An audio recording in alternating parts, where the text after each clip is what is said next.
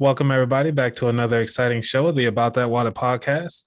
Today's guest is has been seen on the Travel and Leisure magazine. This is actually how I came across this article of getting more, really seeing the importance of having Black travel agents.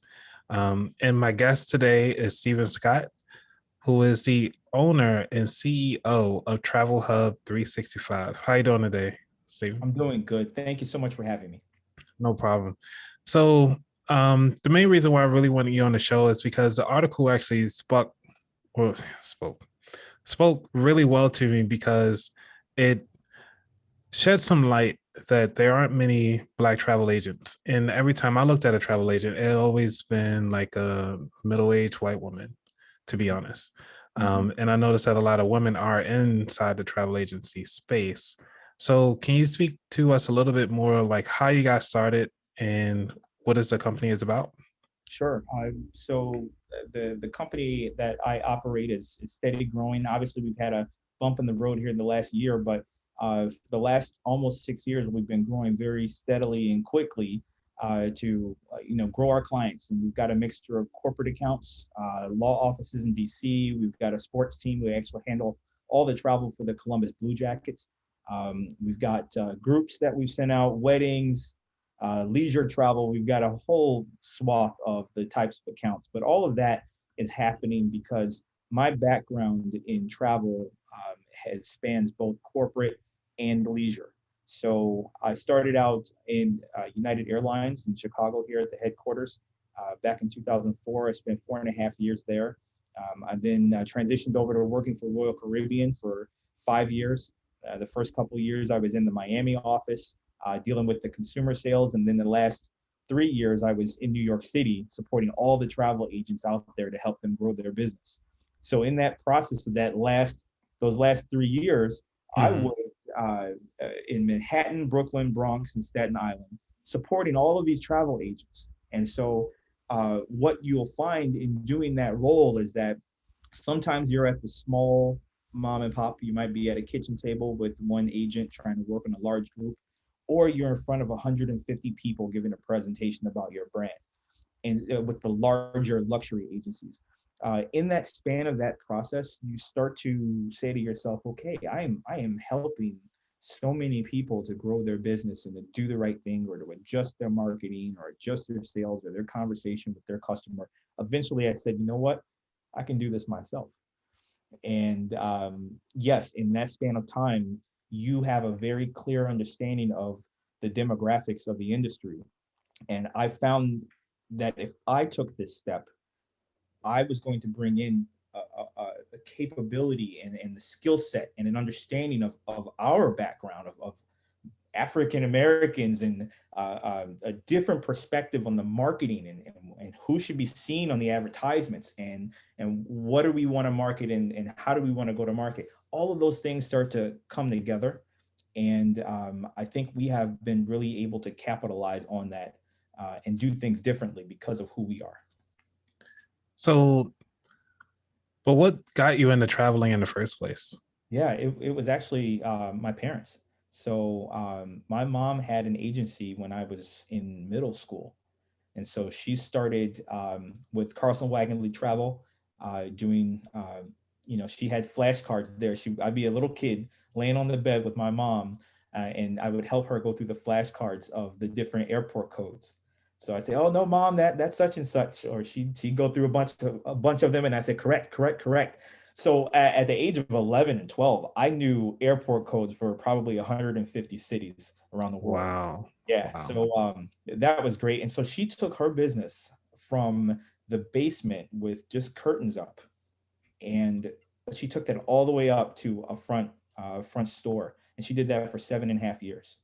And so I just got to see her grow that business and blossom it until she transitioned over to do something else. But it was a dream of mine to then take that on. And so a lot of our branding and our marketing is pulled from what they were doing, just updated and more tech and a little bit faster with how things are happening. You got to make it a little bit more efficient. Yeah, that's right. Yeah, we're doing a Right. couple things. I know I wouldn't say that to our hope my mom's not watching right now, but she's all involved with boosting me along. You know, you got to have a good family structure to have things like this work. But they understand that this is something we're really starting to light a fire here with some of the great things we're doing, and we're starting to get a little more buzz along the way. So, did you hire your mom now, or is you kind of like working in tandem side by side? So I have just hired her. She just got her official email account the other day, Nice. because it's becoming too much to handle, you could Mm, say. So we're launching a brand new booking engine. So we've got Odyssey is our new travel app that's coming out, mobile application for Google, iOS, and the website, and that's been in development now for the last year during the pandemic. So we have been extraordinarily busy, and now that people want to travel again, we're getting those leads. The people are calling us again. I'm sitting here saying, "Hey, I'm trying to launch this website," and people are trying to call me for cruises. I'm like, "Wait a minute, hold up, I can't do it both." So we've got there are now 6 team members actually helping us, and we are steady growing our travel advisory team as well. awesome. So, when somebody think of a travel agent, what are they actually like? Why should they go through a travel agent versus going through booking it themselves? Yeah, you know, it's really, it comes down to 2 core things: the expertise of the person you're speaking with, and the understanding of the destination or the hotel or the cruise experience that you might be having. That can become very valuable, especially right now when travel is a lot harder than it used to be. In 1 year, things have been flipped on its head. So understanding you know, what health requirements are needed for a particular destination was something you would never think of before. You would just book your ticket and get ready for your trip and go. Now, travel agents, we're so focused on understanding the intricacies of this country needs this compared to that country, and we've already researched it. We've answered those questions. We know what people need to do, where they need to go, and we've got the experience from previous travelers that we've already set up and sent and come back, right? So there's the expertise that people you would like to have somebody to help you in all of this, because the last thing you want is to get to the airport and you find out that you should have taken a test 3 days earlier, or you don't meet the requirements because you didn't pay the visa fee for Anguilla, for example, before you took your trip. So then that's the expertise level, and then secondarily, it's the connections. So I can personally tell you who the general manager is at the Jamaica Inn over in outside of Ocho Rios, right? I can talk to you about what they offer for, you know, tea later in the day. But the Nice. biggest thing would be to that level of granularity is important. But then the biggest thing is if there's something special you need, if you're taking that honeymoon, and you really want something special done, Expedia is not going to do that for you. But I can make a phone call into our contact at whatever hotel it is and say, "Hey, John, yeah, that was great. We had that water skiing event we did a couple of weeks ago. That was amazing. By the way, you know, I've got Andrew here and he's going to be taking a trip with his wife. Can you guys do something special?" And the next thing you know, you guys arrive and flowers are on the bed and petals are running from the front desk all the way to their room. Candles are lit. Things like that happen that are priceless. And Nice. that's when the travel advisor separates themselves from the online booking websites. And it may not have cost you much more to have all of that wrapped up together in what it means to take your trip. So, for those who are listening right now that actually want to get into becoming a travel advisor, like say they enjoy traveling, but now they want to branch out and actually start bringing their friends and family, and a lot of people coming to them for their trips and how they're doing it, and they want to come through your company. Can you kind of walk us through what that actually looks like? Sure. You know, there's a couple different ways you can think of it. There's part timers and Okay. full timers, right?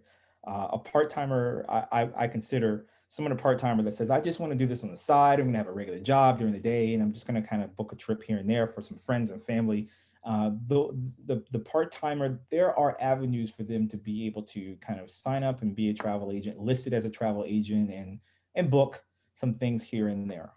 Um, But then there's the full-time agent. That is somebody who is literally all in, and they are going to build a book of business, build a clientele, come up with a brand, market that brand consistently on social media, and start driving people to their websites.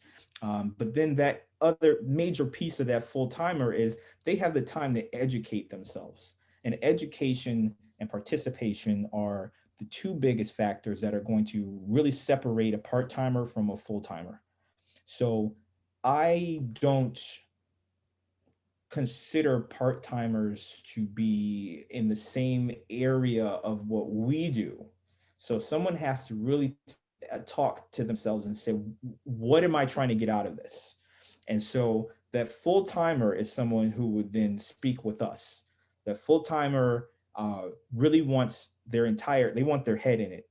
They're going to understand that this is going to be an endeavor. It's going to be exciting, it's going to be challenging, and it's going to be something that they're going to put their all into, because the best customers come from the people that understand that you have it all in.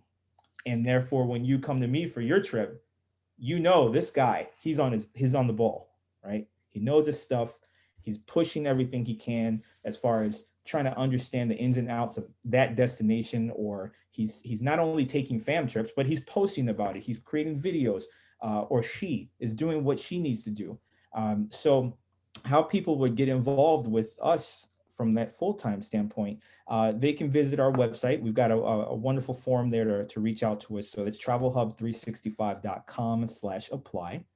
And I am always willing to talk to people and find out what their goals are, what their needs are, and really go from there. But we pull in champions, and I'm excited about those people that want to make that move. So with the pandemic, and a lot of people are looking for that remote uh, feel to it, what is the typical pay? Is like are they paid on commission, or is it kind of like a base salary? How does that work? Sure. How do they get paid really? Yeah. The average travel advisor is getting paid on commissions.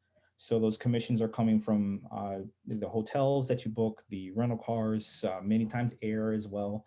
So those trips, here's the tough part: you get paid on commission, but the commission is not paid out by the supplier until the trip is taken. So that's big part about jumping into this full time, is that you could get in, start making 15 to 20 bookings, and you're rocking it, but you may not get paid until they travel. So if all of your customers are traveling sometime next year, you're going to go a year without getting paid, right? So that can be problematic. But as you build up that book of business, and you've already been pushing ahead, and you've already been making those reservations, and people are taking those trips, think of it on the flip side: you are actually causing yourself to have solidity for a longer period of time. So when there's a downturn, you go 3, 4, 5 months into that downturn before you actually stop making money, right? So there's a positive and negative to everything, but we encourage people to charge planning fees so that they're not working for free. And I have all kinds of different ways that we can help people to support themselves in that interim time period between those bookings and commissions. And so what I mean by planning fees is, and working for free, is you could have first thing that's going to happen, you're going to have friends and family call you, hey, oh, you're booking trips now, let's hey, I got to go to Jamaica. And so then they're going to have you look up a whole bunch of stuff, and you're excited, you're pumped, you're ready to go. You're like, okay, I'm going to do this. I'm going to make this happen. I'm excited. I got a customer. They're going to have you look up all this stuff, and then you're not going to hear from them again. Mm. How often So that happens? yeah, right. So even they could be your friend from high school. They could be a friend from college, a coworker. They will not hesitate to do that to you, and they won't think much of it. They might not think it's hurting you. They're just thankful you helped them. But you're looking around saying, "Hey, I got to get paid for this," you know. So my recommendation always is to encourage people to value their time, value the importance of the knowledge that they gain, and value all those things we talked about before, which is the skill set you have and the experience you have. And so there should be a cost to that. And so that protects you and protects the consumer as well, because the consumer will say, you know what, I did pay her for her time. So if I go somewhere else, I am thankful for her time and I've paid her for her time. So there are ways to make money in between. And for those who just want to go part time, just to kind of fill it out before they go full time, I Mhm. take it you only doing full time only, or you doing part time as well? So the part timers, the best route for them to go is with a larger travel agency that has, resources galore. They're not so focused on the individual; they're focused on the group. And Mm. so, an agency that has 150 advisors or 500 advisors, they can be able to kind of bring in people who are kind of here and kind of there and doing things to grow. A smaller agency like us, who we're very much engaged in every client trip, every experience of where they're going, what they're doing, but also of every advisor. I want everybody attached to us to be focused and driving in the same direction, which is green and go and up, right? So I don't focus my energies on part timers, and I don't want to say that in a bad way, I because mean, you I'm know your boundaries. It's all right. yeah, hey, but I'm going to do if when I encounter them, if they call me, I'm going to do everything I can to help them to make the right decision and use my contacts to get them placed in the best possible place for them. But those full timers, you want to come in, you want to rock it. Hey, I'm the guy to talk to. All right. So when it comes to the Black travel advisors, especially, Mhm. what is the importance that you think it will bring to have more Black advisors in the travel agency? Sure. So we are underrepresented by far, and so I'm a rarity. If you were in our conversations in New York a few years ago, one of the greatest things they always talk about was that guys like me were unicorns. So if you were black and in the travel industry, you are a unicorn, and you get even more rare. You have an even more rare name when you are black and straight in the travel industry. It gets even more rare, and you Wow. can count it on your hand at that stage. And so there's a situation, whereas it's not simply about the middle-aged white woman. The age group of those white women are actually much higher. There are travel agents in their 80s right now. And so this has been going on for a very, very long time. They've monopolized the career or the job area, which has caused disruptions throughout the industry. So if you're a hotel brand and every travel agent you go to is middle-aged white or above, then sending in a black guy as your hotel rep, sometimes they don't do that. They don't want to do that. So they don't even Mm. hire that guy. They hire a middle-aged white person to go in there to all of these middle-aged white agencies, right? So the problem is that African Americans spend over $100 billion in the travel industry, but yet we are a minuscule amount of the representation of those agencies. So the reasons on why we need to be better represented and better hired within there is because the money is being spent by us. Mm. But when it's about the planning and understanding exactly the intricacies of why an African American person would want to go to Africa, it's not simply about going to a safari, right? Right. There's other parts of Africa that we can go to or might want to go to, right? Or going to the Caribbean, Jamaica. I talk about Jamaica a lot. Why? It's because that's the only place I get called about all the time from the African Americans that contact me. And I Wow. start to think back, why is that? You start to look back at the marketing and advertising that's coming from different suppliers. They think we all just want to go to Jamaica, and there's Morocco, there's Paris, there's London, there's all kinds of destinations. There's China and Dubai. There's so many other destinations for us to go to, but that chain reaction going from a large amount of Caucasians working in the industry Mm. transitions back into the supplier on who they hire, and then that transitions also to the marketing of what they showcase. So there's a reason they don't show us in advertisements in amazing luxury destinations, because it's a system that kind of filters through to who they feel they've got to support and who they feel they've got to please. But on the other end, we're spending $160 Billions. billion worth of money.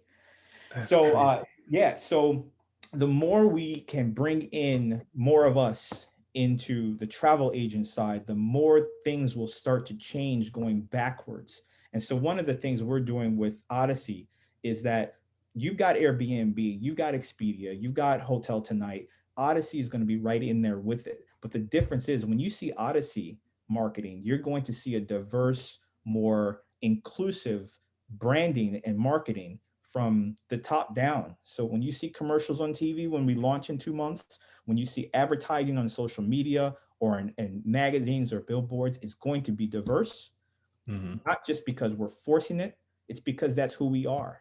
Travel is diverse. We are diverse. We spend luxury. We're not just looking for the discount. And there's so much that we can showcase. So the industry is going to be a little shook when they start to see these Odyssey advertisements with Black people in it, Yeah. Black people in Dubai, Black people in luxury destinations around the world. That is how we're going to ourselves change the industry, in addition to bringing in some of the best Black travel advisor talent out there. That's a lot to unpack because having that experience, and you normally typically see, even on the beer commercials, you'll see them on the beach, the Corona, usually Corona's on it. It's not advertised by Corona, by the way. Mhm. If they are advertised Corona, just hit me up a little later. But when Corona just sitting there on the beach and you just got, usually a white couple or family just hanging around, and you don't see either the black person might be serving or refilling something. And I'm like, haven't we gone beyond this yet? Yep. It's like, can we get some more diversification in these commercials? Yeah. So, is there any calling to action that you would like to see, or something that us as consumers could do to kind of help change that narrative? Sure. Well, the first thing I'd recommend is more inclusive of what we're doing. Is that if you follow our social media, which is Odyssey Travel App, the at Odyssey Travel App, that promoting what we're doing outward will showcase in our own way, really push out the message of diversity within advertising and marketing. And our success is going to then branch off and force those other brands to start to do, when they start losing their Black travelers and losing some of those hundreds of billions of dollars, and they're going to this other brand over here that's looking out for them, that's going to start to change them. But in addition, we do have to start working from the education level. We need the colleges and the HBCUs to truly start to contact people like me, and contact people like the Black Travel Advisory Board that I'm on with North Star Group, to find out how do we create a pipeline from younger ages into the travel industry, so that people understand when they're doing their accounting degree, when they're doing their tech degree, knowing that it's not simply about getting hired by Microsoft. You can also become something that you get hired with at Royal Caribbean as a PHP admin, or as an accountant, or a legal counselor. Those things are all within the travel industry right now. But if from a college level, you don't know that, or you don't think about it, or you don't see anybody like you in the travel Mhm. industry, then things will never change. So I would recommend that if you're listening to this podcast and you're affiliated with an HBCU, or you've got connections, get them in contact with me, or I'll reach out however you can find me, and I'll help you create those pipelines with the different organizations I'm with, so that we can begin at a younger age to start driving the best talent of an African American group into the travel industry. So, most of us, there's a stipulation that we don't like to swim. So, is there, for the people that don't like to travel, How would you like to reach out to them to try to get them to even do local travel with you? So, say if they just want to do a road trip, and I understand that your brand is more luxury, but how can we actually? How does your team handle like try to attack those type of people, or it's not really geared towards that? Yeah, yeah. The great thing about our team is our focus on marketing is on the premium and luxury experience. And so, what that does for us, it attracts a larger percentage of those customers towards us, but it doesn't mean those are our only customers. So it's not like we're Gucci and Prada, whereas we attract the luxury customer, but the discount customer can't buy it, right? We're different, whereas we'll attract to 70% of those people in that we market for, but everybody else, we're still able to provide them with incredible services. So going from destination to destination, whether it's rental car or you're backpacking or whatever, all of that still needs planning. That needs support. And if you're working a 9 to 5, well, 9 to 7, many of us, you're Yeah. working a 9 to 5, you don't have time for all of that. But you're going to go, you're going to go in September and it's going to be a great trip. And you're going to bring a couple of friends, but you don't have the time to manage what her needs are and what his needs are and what those needs are. And then what's the pricing, and it keeps changing. And all of those different things start happening. Working with us, you'll have one single point of contact. Therefore, that one person is the only person you speak with. And you have your cousin speak with that person, your sister speak with that person, the other traveler speak with that person. They don't have to call you every 5 minutes. And then Right. in addition, that single point of contact, that travel advisor, they're the ones talking to the 7 different entities that needs to pull together for that trip. So it's not always about the price. It's about the support that you can gain by having an expert pull things together for you. That's that's really important right there. Because I'm actually looking at have there been any hurdles that you've come across um, being a black advisor, travel advisor, even during your before you even branched out to your own? Did you notice any pushback or lack of, as you could say, of the funnel? There wasn't much. How do you say? There wasn't too many people coming to you through the funnel to that main company. I've had challenges, not directly like that, but I've had absolutely had challenges, and I'm encountering things now that I did not expect, but I kind of knew would happen in ways. So to I'll give you 2 examples, one before and one now. So before, when I would go to major shows, major travel shows, people would always ask me, right when I started to be a travel advisor, people always ask me, oh, which hotel do you work for? I'd be in a big, massive room full of travel agents and hoteliers and cruise lines. And you're looking around like there's not too many of us in this room right now, even though this is a luxury travel conference and we spend hundreds of billions of dollars as Black people for all of these different brands out here. And it's a luxury conference, but all of these people in this room are white. So people would say to me, oh, which hotel do you work for? They wouldn't assume that I was a business owner, that I was an entrepreneur, that I had a team of people working for me, that I was luxury focused, and that I owned my company. Mhm.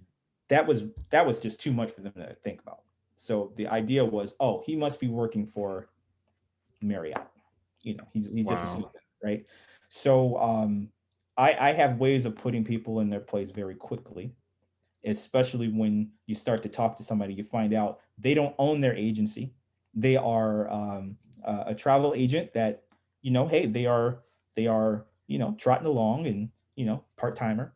All of those you start to figure out ways to get to people, and you say, no, Yep, no, yep. I own my business, and we're building a mobile application right now that's going to rival Hotel Tonight. There's ways to get back at people, but that is what happened previously, and it still happens a little bit now. But what's happening for me right now is that as we transition into this premium tech travel company, I'm starting to learn so much more about the investment process and who gets Mm. investment funds. Boy, I tell you, you're Black and you're trying to get investment funding right now for your app or mobile or website, whatever you're trying to do, it is minuscule compared to if I were a white male building this app and website right now with the support structure that we've got in place from being in the Amadeus startup program and their consultants working through all of this and what we're building. I'd have $10 million to play with right now. They would Wow. they wouldn't it wouldn't be a question. But we're in the single digits in the percentage of the amount of VC money that is going towards Black founders right now.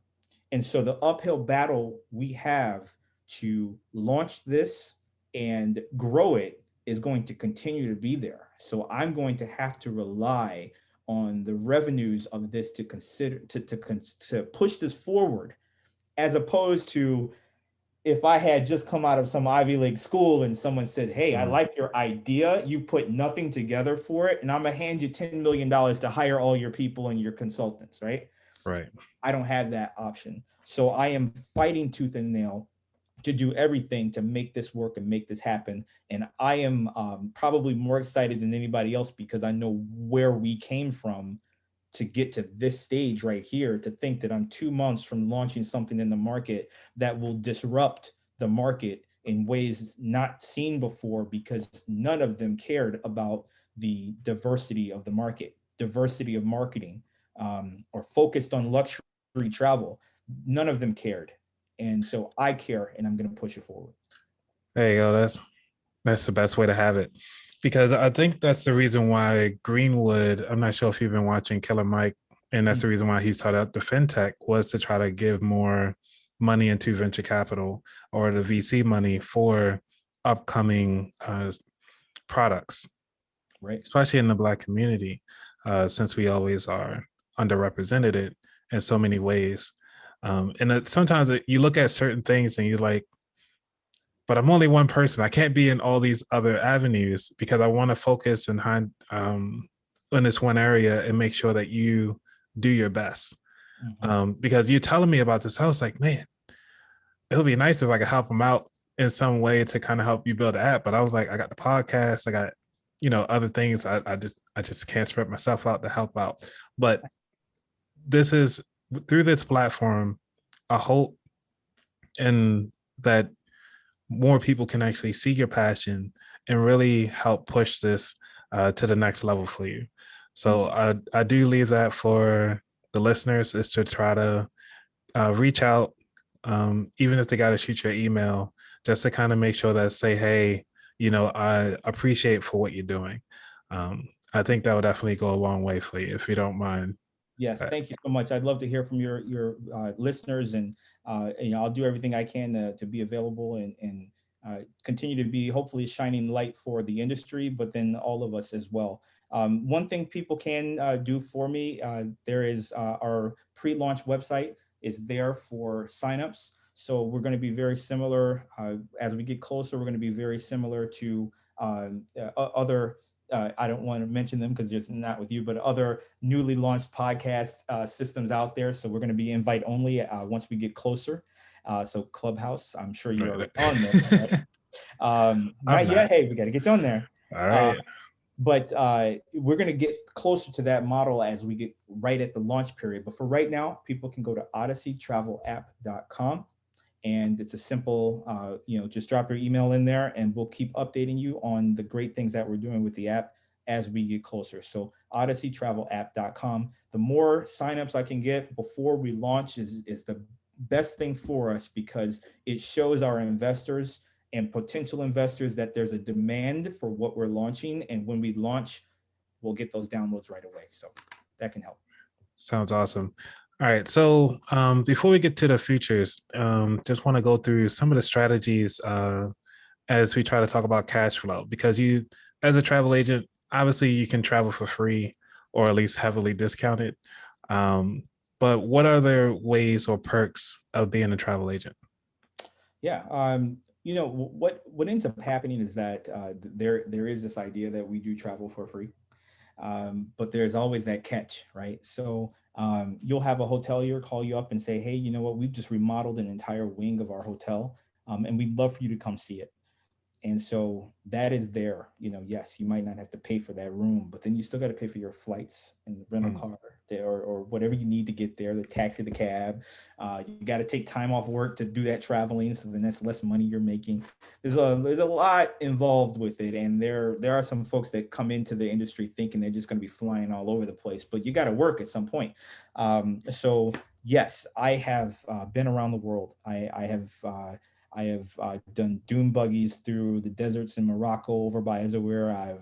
I've been to the top of the world, Burj Khalifa in Dubai, and seen waterfalls in South America, and partied at the top of Miami, in Miami and Bogota and Cartagena. There's been so many amazing destinations that I've been to that yes, I did not have to pay for it.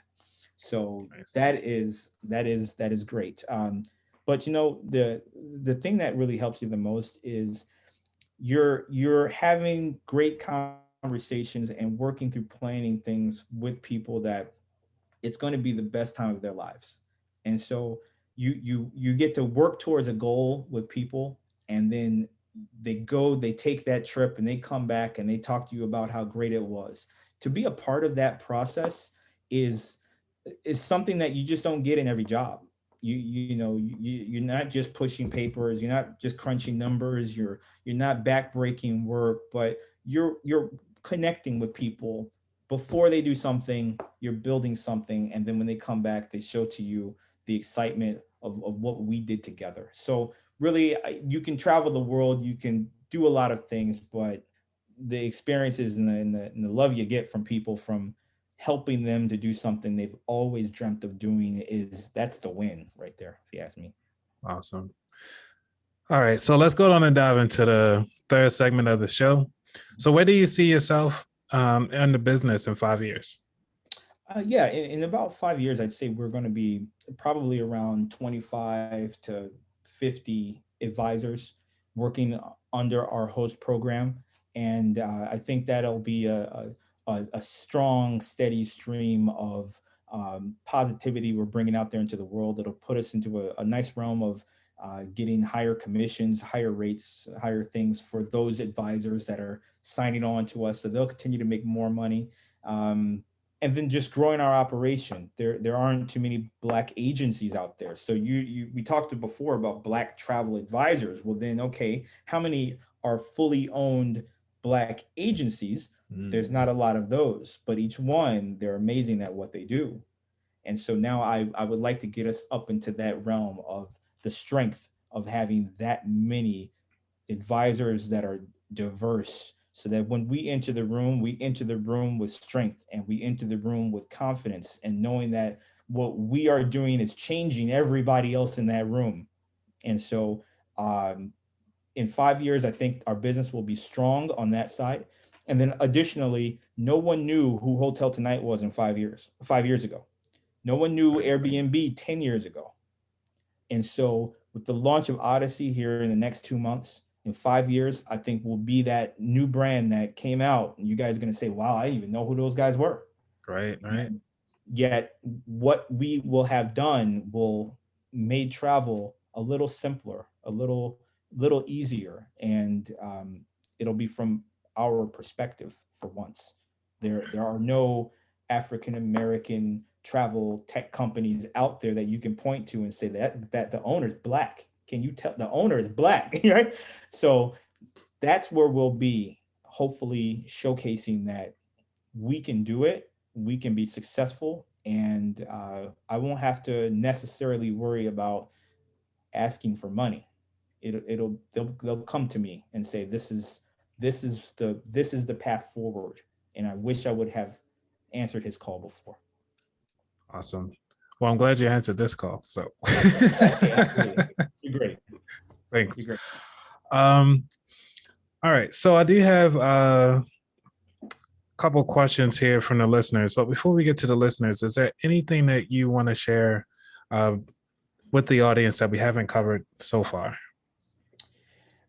Well, I definitely, no matter what type of business you do, especially in travel, though, but whatever type of business you want to start, whatever you want to do, build your following up before you launch it. So that's what we're doing right now. We're not just waiting until it's done and we're launching. We've got a pre-launch website and pre-launch social media. So we're building a following of people and continuing to keep them updated as we get closer and closer, and that there are exciting things happening along the way so that they are extremely excited right at the time of launch. So there's this thing that goes around a lot. People say, "Oh, don't tell nobody what you're doing before you do it," right? I don't believe in that. I believe you need to get these people together and Mm-hmm. moving in the same direction so that when you tell them it's time to buy it, they are ready to go. So uh, build a following, build a community around what you're trying to do before you do it so that they are ready to go. Awesome. Yeah, I just had a conversation with somebody like that on the phone recently because he's just recently started his business. And he was like, "Yeah, I'm trying to move in solid." I'm like, "Why would you move in solids? People need to know that you're moving so they can kind of support you and moving further than what you can do on your own." That's right. Yeah, Yeah. it's crazy. It's just something going around social media right now. And when I read it, I'm Yeah. like, you know what? I understand the idea. The idea is that you're going to have naysayers. You're going to have people not looking out for your best interest, or you might owe somebody money and they see you doing something, they want the money, right? That's a mindset of you're thinking about others, the interests of other people rather than the interests of what you're trying to do. Hmm. And as much as you want to look out for people and all that stuff, you have to focus on your goal. If you're going to do it, you need to do it. And as you do it, you have to have the confidence that, you know what, we're going to make this happen. So I want you to know about it right now because I'm going to make this happen. And when it happens, you don't have to worry about naysayers. You're going to worry about the people that came along for that journey and made it happen. So Yeah. Sorry to keep going with this one because this is a sensitive topic to me because you always hear about it, but the lawyers would always say, "Well, you need to protect yourself while you're saying it." mhm. But I found out that a lot of people have too much on their plate that they don't want to drop it. You can tell them the most important thing in their life that could ever happen, and like, "Hey, we're gonna have hover boots coming around soon, sometime soon." I don't know, somebody coming up with something cool, and then you were like, "All right, cool, that sounds great," but that person would never take that next step, which is action. Mhm. And so you can talk all day, but if that person ain't taking action, they never did it. Yeah. And so like you putting this platform out there, I appreciate what you're doing. I can't wait to see how the app goes. I'll definitely will be signing up to get on that mailing list. Thank you. So you're welcome. All right, so the questions from the listeners, the first one comes from Della. She says, she asked, if a customer has hotel points or airline miles, can the travel agent use those miles slash points as currency to help them to negotiate a great deal for the customer? Uh, I that is not something we're able to do unless you have a relationship built with the advisor that they say, look, I'll do that for you as well. There's not a mechanism in place for travel agent to get paid off of points used by the consumer. So it's not that we don't want to do it for you. There's no transition between the Marriott's not going to pay me anything for you to use your points, and so that's the problem. It's not us. We'd love to Right. help you. So most of the time, we're going to tell you, okay, if you're going to use your airline miles, then let's help you determine which flight is going to be the best. You're going to have to go make that booking, but let me help you out with the hotel side and the cruise and the rental car. As long as you come to that advisor and you say, Stephen, let's put together a package of things, but I'm going to use my airline miles. Everyone can come to an understanding in the beginning. Awesome. The next one comes from Richard. He says, what do you think travel will look like moving forward? I think right now it's going to feel tough for those people that are not reaching out to get help from advisors, for example. It's going to feel like there's three or four barriers in place, but those barriers are actually not as bad as it seems. So when the United States a couple of weeks ago asked us to get have a negative test of corona prior to arrival into the US, everyone freaked out. And they said, where am I supposed to get it? How am I supposed to get one? What if I test positive? All these things happen. But what you ended up finding out was within a week, almost every major hotel brand ended up changing their policies or making it easier for us to get those tests right in the lobby or right in our hotel. And so to think you're just going to go over and take a 5-minute swab and you go back to your vacation, that's not painful, but it was seen as something that was going to take hours or days out of your vacation. But that's not what's happening right now. So I think in the short term, there are going to be these barriers in place. But as you'll see with Las Vegas, for example, they already Mhm. have a plan in place. Over the next month and a half, they're going to start removing restrictions. There's 3 phases of restrictions being removed. So other countries are doing the same thing. They're looking forward. They're saying at the pace of vaccinations right now, or at the pace of reduction in corona, they know that by a certain date, they'll either be well taken care of or in a better position. So what's happening right now is going to be very different than what's going to be happening in the next 6 months. And I think within a year, we'll be back to normal. Awesome. You're very optimistic. I was Yeah. Hey, thinking about like 2 years.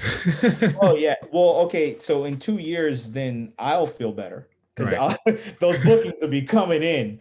But the consumer, I mean, we've got to wait for the cruise lines to get back online, and they're having some trouble. But I think those first sailings will happen late summer and fall. The destinations will start opening back up. The UK is going to open up within the next 2 months. You're going to have most of the Caribbean's already open right now. You got Mexico open, Canada. They'll probably open up same time as the UK. Things are going to happen, and we're all going to blink and we're going to say, oh wow, hey, I can go there without taking a test. Are you kidding me? That's Right. what's going to happen. Got it. The last question from the last listener is Eric, and he says, how do you utilize social media to drive traffic to your business in the best ways? I can't even read my own handwriting. The best ways to, I guess, draw traffic. Sure. So we've got a pretty strong following on social media as far as in comparison to other travel advisory sites. And so we use a tool called Zoho. So Zoho Social is what we use to manage all of our accounts across everything from our website to our Twitter, Instagram, everything. And one important part about that is that it allows it actually shows you the performance of your tweets over time. And that is incredibly important. You want to know what's working and what's not working. And so using Zoho Social, I have all of my accounts logged in there. I can post to multiple accounts at once. I can also post to certain accounts halfway through, or like I can say, okay, this post right here is better for Twitter and Facebook, or this is better for Instagram because of the content. So the two biggest things I want someone to understand is the content is important. It's incredibly important. If you're posting fuzzy photos or other people's photos instead of your own, and you're not posting consistently, it's not going to grab the algorithm like you want it to. You want that algorithm to always kind of turn around and be like, there he is, there she is, here she is again, right? You want that algorithm to feel you and know that you're there so that people keep seeing your content. But you also want to use a tool like Zoho Social or other management tools to be able to see over time how things are performing. Because if you're doing something wrong, you've got to change it.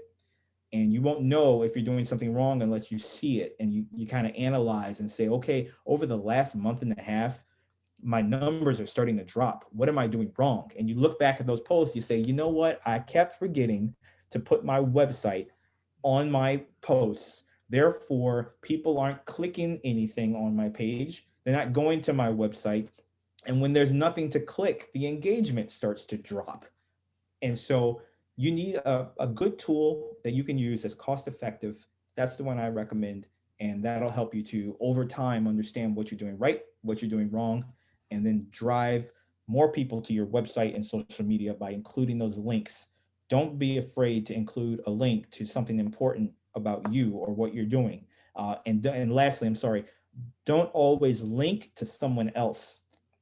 So that's something people do wrong in the travel industry so much. They'll say, "Oh, the the Sandals Grand St. Lucian is an amazing hotel. I love it. You guys should book it. And then they put a www.sandals.com link at the bottom. So what do people do? They're like, great, let me click the link, and they go over there and they book their trip over there. Right. You need to have your own site set up, your own landing page for that particular post so that people click it and they go to Stephanie's Travel and they see it and they contact you. That's how you drive people to yourself. Don't drive them to someone else. If you want to drive them to me, I'd love it. Right. But don't drive your social media. Don't drive what you do to somebody else. Figure out a way to drive it to yourself. Perfect. All right. So you ready for the 4 questions? Yeah. All righty. So number 1, what does wealth mean to you? Yeah. Wealth means you are consistently growing multiple nest eggs, multiple streams of income. I don't consider somebody wealthy just because they're rich and they got one stream of income, like they've got a really good job and they're making a lot of money. Yes, you could be considered to be wealthy, but somebody who is really managing wealth, they have multiple streams of income. It's not just about that one job that one boss can fire you from today and you're done. It means you're making money off of stocks, you're making money off of different businesses that you've invested in, different people you've invested in. You're growing something that is multi in nature, not just singular in nature. What is your favorite financial book or non-financial book? Actually, it's more related to marketing. There's a great marketing book I look at called Crushing It by Gary Vaynerchuk. And so what that means for me is his focus on driving more customers and driving more revenues is that, to me, is helping me to grow the financial side of what I'm doing. And so I don't focus myself on financial books, but I focus myself on ways that I can create opportunities to grow revenue. What did you learn from your worst job? I learned a lot. My worst job, I learned that there are going to be people that are going to be your friend, and they will be the first ones that are stabbing you in the back. So it's unfortunate. It's not a positive thing to think about, but probably your first day on the job, whoever walks up to you first, that's the boss's best friend, and you don't know it.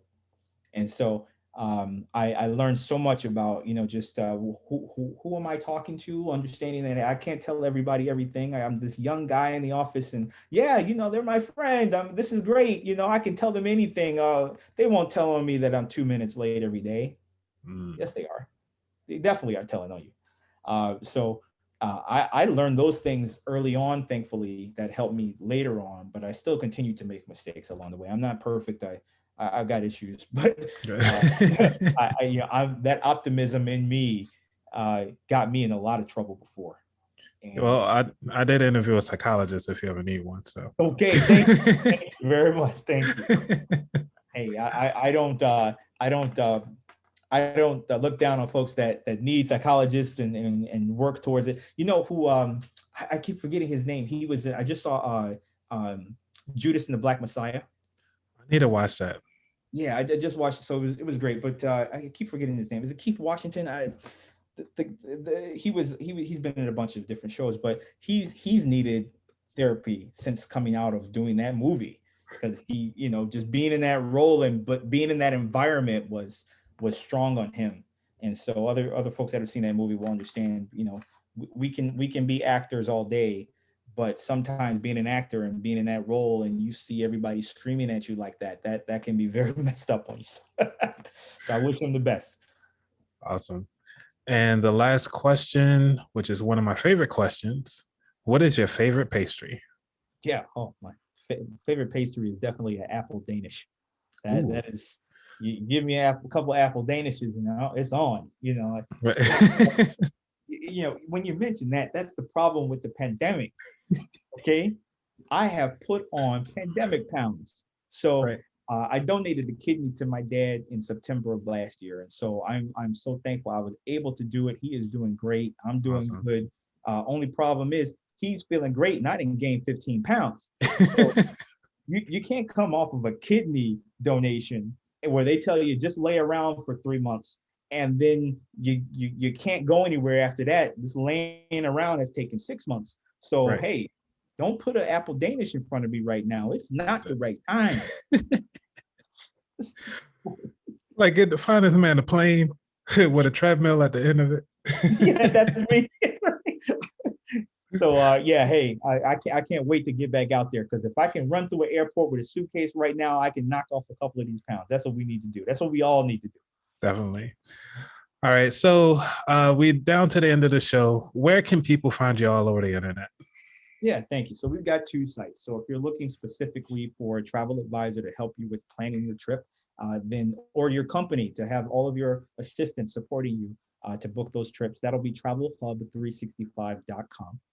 And then our new travel app that's coming out, we're really excited about that. We're taking pre-signups right now. That is odysseytravelapp.com.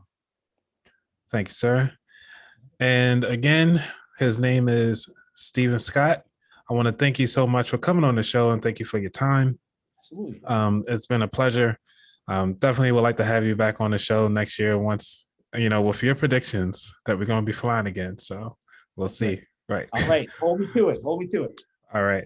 And everybody, I'm your host, Anthony, and you've been listening to the About That Water podcast.